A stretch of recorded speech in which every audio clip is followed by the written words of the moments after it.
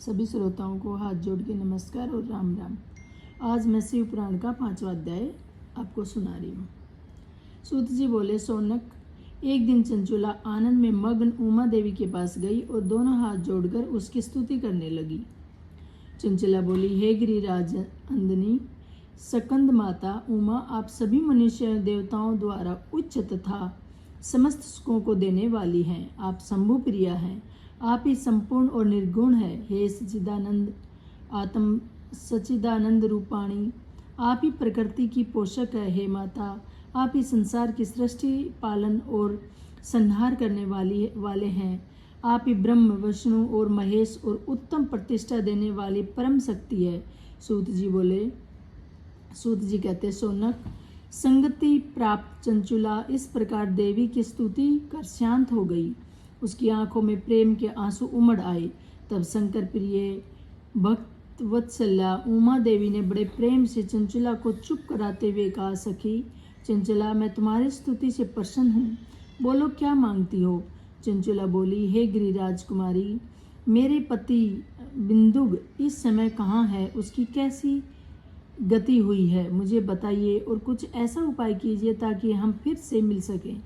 हे माँ देवी, मेरे पति एक शूद्र जाति वेश्या के प्रति आसक्त थे और पाप में ही डूबे रहते थे। गिरिराज बोली, बेटी, तुम्हारा पति विदुग बड़ा पापी था। उसका अंत बड़ा भयानक हुआ। वेश्या का उपभोग करने के कारण वह मूर्ख नरक में अनेक वर्षों तक अनेक प्रकार के दुख भोगकर अब से शेष पाप को भोगने के लिए विद्या पर्वत पर पिशाच की योनि में रह रहा है। वह दुष्ट वहीं वायु पीकर रहता है और सब प्रकार कष्ट सहता है। सूत जी बोले, सूत जी कहते, सोनक, गौरी देवी की आवाज़ सुनकर चंचला अत्यंत दुखी हो गई। फिर मन को किसी तरह स्थित करती हुई दुखी हृदय से माँ गौरी से उसने एक बार फिर पूछा, हे माँ देवी, मुझ पर कृपा कीजिए और मेरे पापी पति का उद्धार कर दीजिए। कृपा कर मुझे वह उपाय बताइए जिससे मेरे पति को उत्तम गति प्राप्त हो सके। गौरी देवी ने कहा, यदि तुम्हारा पति विदुग शिव पुराण की पुण्यमयी उत्तम कथा सुनने तो वह उस दुर्गति को पार करके उत्तम गति का भागी हो सकता है।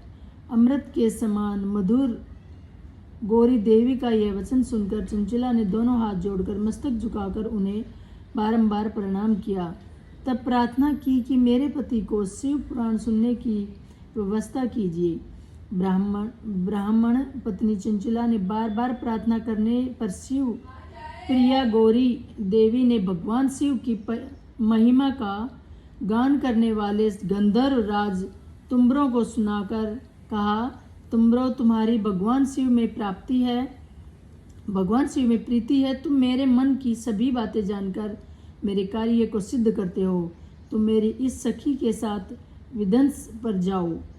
वहाँ एक महाघोर और भयंकर पिशाच रहता है। पूर्व जन्म में वह पिशाच विदुंग नामक ब्राह्मण मेरी इस सखी चंचला का पति था। वह वहाँ वेश्यागामी हो गया। उसने स्नान, ध्यान, संध्या आदि नित्य कर्म छोड़ दिए। क्रोध के कारण उसकी बुद्धि नष्ट हो गई, भ्रष्ट हो गई। दर्जनों से उसकी मित्रता एवं सज्जनता से द्वेष बढ़ गया था। वहाँ अस्त्र शस्त्र में हिंसा करता, लोगों को सताता और उनके घरों में आग लगा देता। चंदलों से दोस्ती करता, वह रोज वेश्या के पास जाता था। पत्नी को त्याग कर दुष्ट लोगों से दोस्ती कर उसने उन्हीं के संपर्क में रहता था। वह मृत्यु तक दुराचार में फंसा रहा। मृत्यु के बाद उसे पापियों के भोग स्थान यमपुर ले जाया गया। वहाँ घोर नरकों को सहकर उस समय वह विंध्य पर्वत पर पेश आज बनकर रह रहा है और पाप का फल भोग रहा है। तुम उसके सामने परम पुण्यमयी पापों का नाश करने वाली शिव पुराण की दिव्य कथा का प्रवचन करो। इस कथा को सुनने से उनका हृदय सभी पापों से मुक्त होकर शुद्ध हो जाएगा और वह प्रेत योनि से मुक्त हो जाएगा। दुर्गति से मुक्त होने पर वह उमा बिंदु नामक पिशाच को विमान में बिठाकर तुम भगवान शिव के पास ले आना। सूत जी कहते हैं, सोनक, माँ उमा का आदेश पाकर गंधर्व राज तुम्बरो प्रसन्नता पूर्वक अपने भाग्य की सराहना करते हुए चंचला को साथ लेकर विमान से पिशाच के निवास स्थान पर विध्वंस पर्वत गया। वहां पहुंचकर उसने उस विकराल आकृति वाले पिशाच को देखा। उसका शरीर विशाल था, उसकी ठोड़ी बड़ी थी। यह पिशाच कभी हंसता, कभी रोता और कभी उछलता था। महाबली तुम्बरो ने बिंदु नामक पिशाच को फांसी से बांध लिया। उसके पश्चात तुम्बरो ने शिव पुराण की कथा बचने के लिए स्थान तलाश कर मंडप की रचना की।